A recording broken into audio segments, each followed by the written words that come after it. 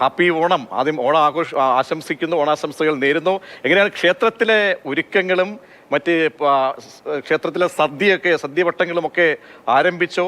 പരിപാടികൾ എങ്ങനെ പുരോഗമിക്കുന്നു? എന്തായാലും രണ്ടുപേർക്കും ഹാപ്പി ഓണം.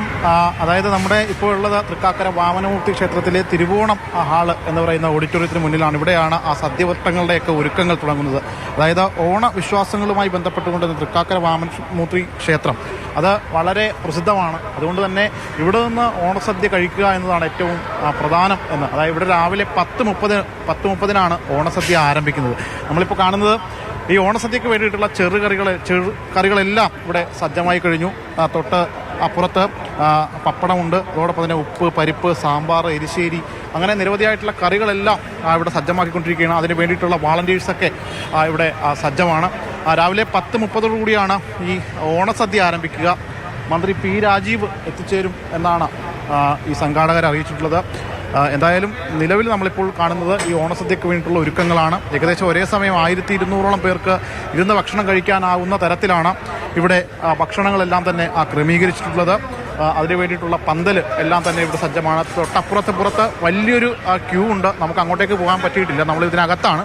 ആ ക്യൂ അതുകൊണ്ട് കാണാൻ പറ്റില്ല. പക്ഷേ എങ്കിൽ പോലും ഇപ്പുറത്തേക്ക് ഈ സദ്യയുടെ വട്ടത്തിലേക്ക് അകത്തേക്ക് കയറി കഴിഞ്ഞാൽ അവരോട് ഒക്കെ തന്നെ നമുക്ക് ചോദിക്കാം. ചേട്ടാ, ഒരുക്കങ്ങളൊക്കെ ഇടം വരെയായി? ഒരു തിരക്കിലാണ്. എന്തായാലും എല്ലാവരും നല്ല തിരക്കിലാണ്. സദ്യത്തിനുള്ള എല്ലാ ഒരുക്കങ്ങളൊക്കെ ആയോ? ഈ സദ്യയുടെ ഒരുക്കങ്ങളെല്ലാം പൂർത്തിയായി? എല്ലാം റെഡിയാണ്. അകത്ത് വിളമ്പിക്കൊണ്ടിരിക്കുന്നു. അത് അകത്തൊക്കെ കഴിഞ്ഞാൽ ഇവിടെ ഇപ്പോൾ വിളമ്പും.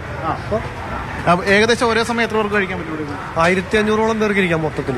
ഏകദേശം എത്ര മണി വരെയൊക്കെ നമ്മുടെ സദ്യ ഉണ്ടാവും? ഒരു 4 മണി വരെ ഉണ്ടാവും. അപ്പോൾ ഏകദേശം എത്ര പേര് കഴിക്കും? ഏകദേശം ഒരു 30,000 പേർക്ക് മേളിലോട്ടേ വരുള്ളൂ. അത്രയേറെ ആളുകൾ വരും. ആളുകളുണ്ടാവും. നിങ്ങൾ തൃക്കാക്കരക്കാരെ സംബന്ധിച്ചിടത്തോളം തൃക്കാക്കരയിലെ ഈ ക്ഷേത്രവുമായി ബന്ധപ്പെട്ടാണ് സദ്യയും കാര്യങ്ങളും? അതെ.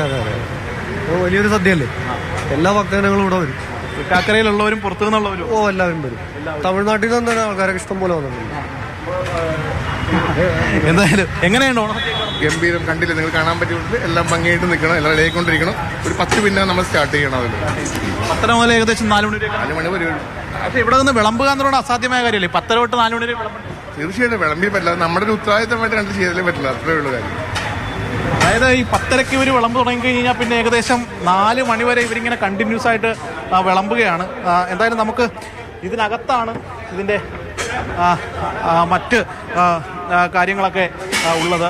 അവിടെ ഇപ്പോൾ അതിൻ്റെ മറ്റ് ഒരുക്കങ്ങളും കാര്യങ്ങളൊക്കെ നടന്നുകൊണ്ടിരിക്കുകയാണ്. അതിൻ്റെ ബന്ധപ്പെട്ട മറ്റ് വാളണ്ടിയേഴ്സൊക്കെ അതിനകത്താണ് ഉള്ളത്.